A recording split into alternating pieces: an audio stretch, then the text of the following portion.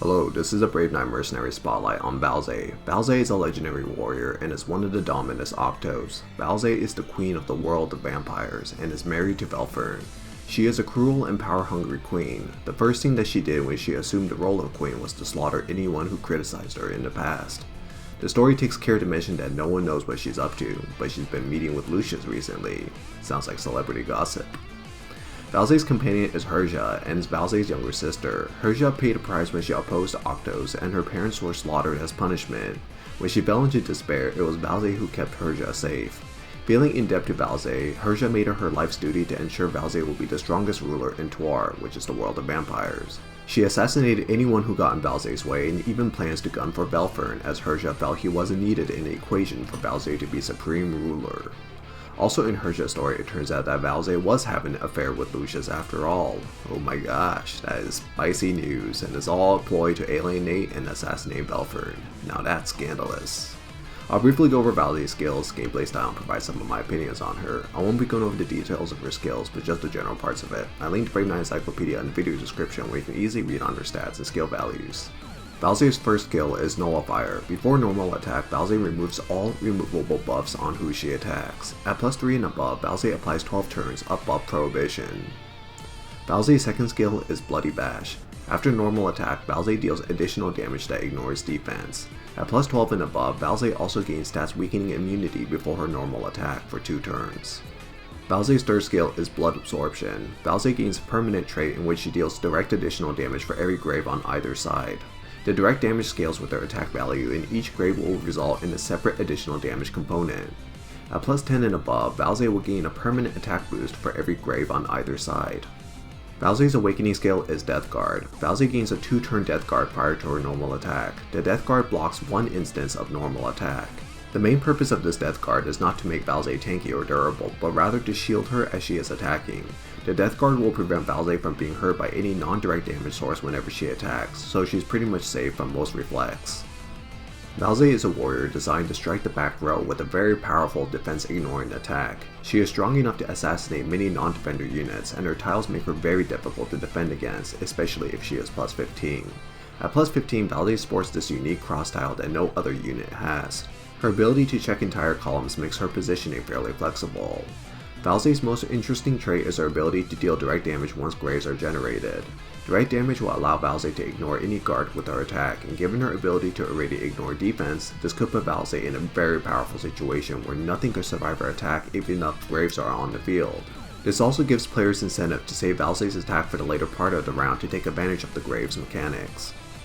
Those who are familiar with Valzé before her rework may be alarmed to find out that she's no longer a crit damage monster who is scaling synergy with rage runes. She is now focused heavily on her attack stat and prefers assault runes now.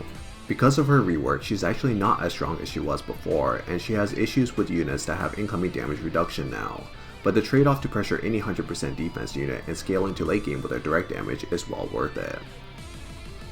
I'll go over what Valzé counters. Valzé ignores defense while also providing herself with stats weakening immunity. This combination makes her one of the best Levia counters, but her raw damage alone is good enough for killing any 100% defense unit or somewhat squishy unit.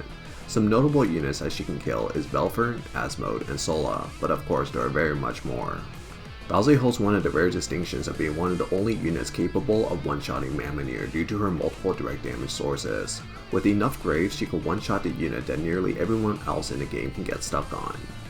With her direct damage, she can actually take down Lucius by ignoring his Deathguard or even kill Seto through his Flame Guard. Do be warned that if she hits Seto, Seto's Flame Guard will apply burn onto Valzé, so in a 1v1 situation, Seto often trades with Valzé.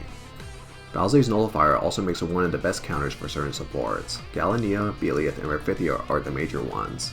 Likewise, she can also remove taunts from problematic taunters if she doesn't kill him, that is, such as Bane and Kaelin. I'll go over some Valzé counters now. Valzé has a lot more issues this time dealing with high HP tanks with unremovable incoming damage components. Granhilda presents one of the larger issues for Valzé as her Nullifier does not work on Gran, and Gran can easily survive Valzé's attack early on in a battle. Valzé's damage is very subpar when there's not many graves yet, so many units can actually hold her off fairly easily. Valtor and Kali are 2 examples. Even Mercenary and Arcan can be used to hold her off pretty early on, but once she gets direct damage, that begins to become a bad idea. Lucius is often used to hold her off as well due to his Deathguard. She can eventually surpass Lucius' Deathguard with her direct damage, but if Lucius can hold her off for a few attacks, then that's generally considered a win for Lucius. As for killing Valzé, she's a pushover in terms of durability. She has no defensive mechanics if she isn't attacking, so she's very easy to kill overall. Valzé is also not attack interference immune, so you can utilize charms to obtain her on your side and have the enemy Valzé kill their team for you. This can happen given Asmode or Dolphy's charm counter. You can also use Iris if you spot an idle Valzé in Guild War or something. Just some food for thought. So some synergies with Valzé. Valzé is pretty solid standalone, but may appreciate immunity buffs or purification. Berthia, Michaela, Sola, and Veronia are fairly good options. Valzé can actually initiate her attack with a grave already in place with the help of Asmode. Asmode fires off first, creates a grave or two if possible, and Valzé fires off with a stronger attack with direct damage. Valzé shares a set bonus with Belfern and Mammonier that increases attack. This set bonus is really strong for Valzé, and is a great set bonus for her to have. Okay, so for my opinion, Valzé's rework is a much appreciated one. Before the Octa 2 companion patch, Valzé was a monstrous damage machine that couldn't deal damage because everything had 100% defense or guard mechanics.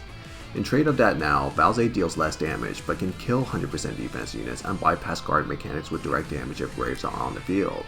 If you were to ask me if that's a good trade, I'd say it definitely is. Valzé is immensely useful now and she's very difficult to fight against. Valzé's gameplay identity is essentially the same. She clears back row columns very effectively, but her counterplay is a bit more distinct now in that you have to throw some very fat meat shields in the backline to defend against her. Valzé's plus 15 tiles makes it hard to defend against her because in a situation where you meet her in the same row and you have 2 units back to back, you're going to lose those 2 units. And that unit on top as well. Valzé's attack can be devastating, and she has the versatility to be ran either as an initiator or cleanup. Keeping Valzé alive can be tricky due to her overall fragility, but it's well worth it once she begins one-shotting everything in the later rounds. Valzé is overall just a really solid warrior. She's useful in all content in the game and is just overall a great character. So should you build her? Yeah. I feel like I'm going to say all of the Octos 2 should be built, but Valzé is just a really good overall warrior. She has almost everything that you could want. Valzé benefits well from a slow build. She's actually pretty complete at +0, although she will struggle to kill many high defense units because her additional damage isn't great yet. But she already has all of her kit complete at lower skill levels. She got her Nullifier, her defense ignoring damage, her direct damage, and her Deathguard at +0. Slowly building her up is fine. She doesn't carry any major spikes in her skill ups, but +3 is where she gets her long buff prohibition on her Nullifier. +10 is where she gets her attack boost from graves, and +12 is where she gets her stats weakening immunity before attacking. +15 is a pretty nice spike as her additional horizontal tiles just makes her so much harder to defend against. I think the most efficient skill level for her to be in is +5 if you're lacking in resources, but I think Valzé is worth building up to +15 eventually. Overall, Valzé is very cool. She was the first legend I ever obtained by pulling, and this was a time where you couldn't pick what legend you wanted to roll for. Valzé chose me, and while I like to say it was meant to be, my Brave 9 waifu is forever Belieth. Just kidding, it's Wiggle. Thanks for watching my Valzé Mercenary Spotlight. I'll try to cover the other Octos pretty soon, so stay tuned.